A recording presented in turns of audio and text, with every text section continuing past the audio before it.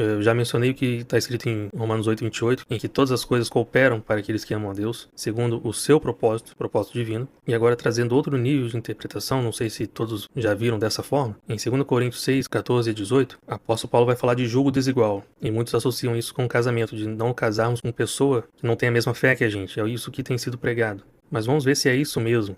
Não vos ponhais em julgo desigual com os incrédulos, porquanto que sociedade pode haver entre a justiça e a iniquidade? Ou que comunhão da luz com as trevas? Que harmonia entre Cristo e o maligno? Ou que união do crente com o incrédulo? Lembrando, tem pessoas que querem ser um com seus irmãos primeiro, ao invés de ser um com Cristo primeiro.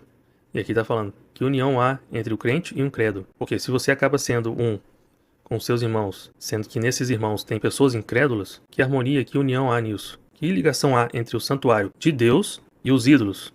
Porque nós somos santuário do Deus vivente. Como ele próprio disse, habitarei e andarei entre eles. Serei o seu Deus e eles serão o meu povo. Por isso, retirai-vos do meio deles. Separai-vos, diz o Senhor. Não toqueis em coisas impuras, e eu vos receberei. Serei vosso pai, e vós serei para mim filhos e filhas, diz o Senhor Todo-Poderoso. E aqui, diferente do que tem sido pregado, que esse julgo desigual é um casamento entre um crente e um não crente, não está falando de uma união humana entre pessoas, mas está falando que comunhão há entre luz e trevas. Porque se formos interpretar como um casamento, então que seja entre Cristo e a sua noiva, sendo que Cristo vai casar com a sua noiva, porém, existe a igreja verdadeira e a igreja falsa. O que o apóstolo está tentando trazer aqui é que precisa haver uma separação do que é a igreja verdadeira e a igreja falsa. Porque as duas não podem ter comunhão uma com a outra. Não pode haver mistura. Porque Cristo só vai casar com a verdadeira e não com alguma coisa que está misturada, com uma coisa impura. E assim como já vimos como a igreja falsa é aquela Jezabel em Apocalipse 2, e que ela é a grande meretriz, aquela com que todos os povos se prostituem, aqui o apóstolo está falando para não ter julgo desigual. É preciso tomar uma decisão. Se for preciso realmente separar, quebrar, romper alianças, romper qualquer tipo de ligação com o sistema, com pessoas, tudo aquilo que nos atrapalha a se realmente sermos edificados pelo próprio Cristo, santuário de habitação do Senhor, nós vamos acabar tendo esse julgo desigual. E tendo esse julgo desigual, isso quer dizer que estamos nos prostituindo também. E principalmente por já estarmos muito próximo do tempo do fim, olha só o que está escrito em Isaías 28, 21 e 22. Porque o Senhor se levantará como no monte Perazim, e se irará como no vale de Gibeão, para realizar a sua obra estranha, e para executar o seu ato inaudito. E aqui, pelo menos nesse pedaço, é muito mais específico aos judeus, porque que obra estranha é essa? Porque Deus elegeu os judeus a serem o seu povo. E mesmo eles não estando no seu caminho, nessa obra estranha, Deus irá reconciliá-los consigo mesmo. Muitos talvez possam desejar, ou talvez acham que nesse tempo do fim, nessas dores de parto, Deus vai castigar os judeus e depois rejeitá-los. O castigo pode até vir, na verdade virá, porém tudo isso tem essa intenção. Essas dores vão promover algo e vai ser dar à luz a reconciliação. Assim como em Miqueias 6, vai falar que Deus tem uma controvérsia com o seu povo e que isso vai ser revelado. E em relação a esse ato inaudito, a eles foram omitidos e revelados nos apóstolos para os gentios, no caso, Apocalipse, o que vai realmente acontecer. Porque os judeus realmente não têm esse entendimento em que haverá um Apocalipse da forma que nós pregamos, porém eles sabem que haverá um tempo de tribulação, porém é necessário para que o Messias deles seja revelado, e então começará o reino messiânico. De forma semelhante, nós também cremos que isso irá acontecer, mas eles não creem que haverá, por exemplo, 1000 anos e depois haverá um julgamento de todas as coisas. Ou seja, depois desse milênio sabático haverá o fim, realmente serão determinadas todas as coisas. E essa mensagem para agora, continuando aqui: agora, pois, não mais escarneçais, para que os vossos grilhões não se façam mais fortes. Temos ouvido aqui palavras da verdade, pedindo a correção do Senhor. Não escarneçais dessas coisas, porque se fizerem, esses grilhões se tornam ainda mais fortes, sendo presos nessa operação do engano que o próprio Deus envia. Porque já do Senhor, o Senhor dos Exércitos, ouvi falar de uma destruição, e essa já está determinada sobre toda a terra. E em Jeremias 13:16, dai glória ao Senhor, vosso Deus, antes que ele faça vir as trevas. Ou seja, isso é certo, isso irá acontecer. E antes que tropecem os vossos pés nos montes tenebrosos, antes que, esperando vós luz, ele a mude em sombra de morte e reduza a escuridão. Muitos talvez vão ser pegos de surpresa por conta disso também. Não só porque estavam esperando serem arrebatados, serem transformados em luz, mas na verdade vão ficar para um tempo de tribulação e Deus vai mudar tudo isso em sombra de morte e escuridão. lembrando que a morte é necessária para que possamos nascer de novo.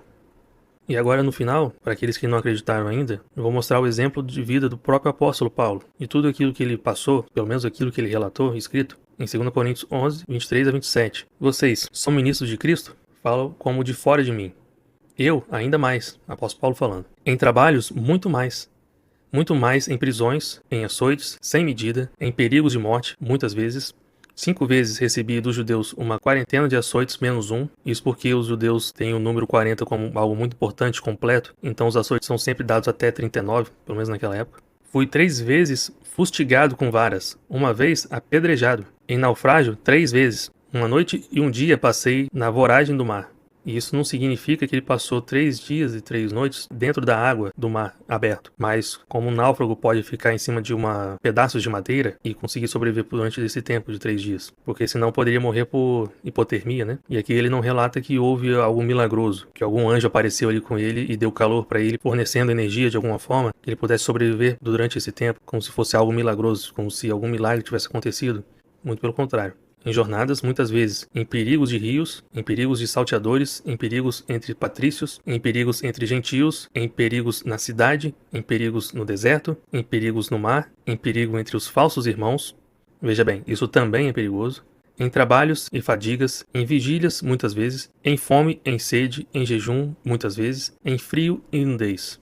Continuando, agora no versículo 30, 32 e 33. Se tenho de gloriar-me, gloriar-me-ei no que me diz respeito à minha fraqueza. Em Damasco, o governador preposto do rei, Aretas, montou guarda na cidade dos Damascenos para me prender, mas, num grande cesto, me desceram por uma janela da muralha abaixo, e assim me livrei das suas mãos. Alguns chegam até a pensar que, ao serem perseguidos, devem encarar de frente, não devem ter medo, só que também a estratégia daqueles que conhecem a Deus, e que sabem que existem homens que podem matar essa carne, porém não podem matar a alma, e que às vezes é necessário sim fugir.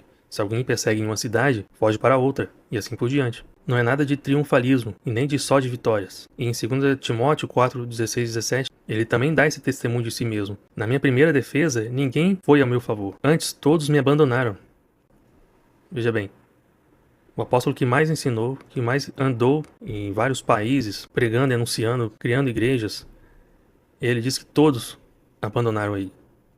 E ele ainda intercede por estes, dizendo assim, que isso não lhes seja posto em conta.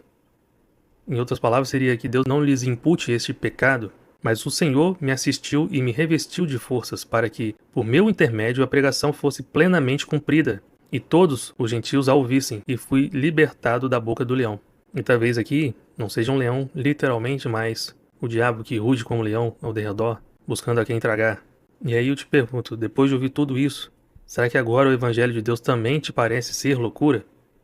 Ou será que pelo menos agora você entende o porquê que o apóstolo Paulo diz que o Evangelho é loucura para o mundo?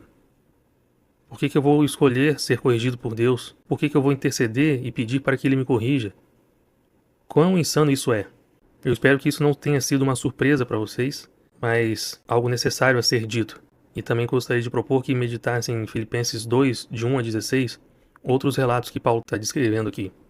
E no próximo vídeo vamos falar como guardar os sábados, se os dízimos e ofertas são realmente obrigatórios, devidos, e o que é a justiça divina que Deus quer que nós façamos, e como tudo isso pode influenciar na nossa salvação.